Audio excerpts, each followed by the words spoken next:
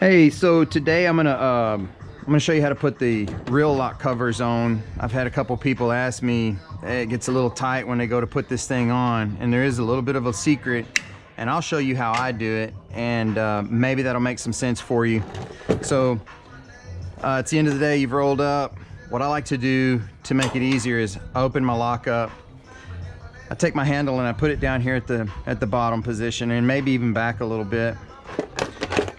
I'll take my reel lock, I'll open it up, keep the clasp in my hand, and then I'll line this up so it's on like so, and then I just start slipping it around. I'll hold this and I'll slip it around to where this notch and this notch line up with the handle. But if you notice, my LC40 gets in the way.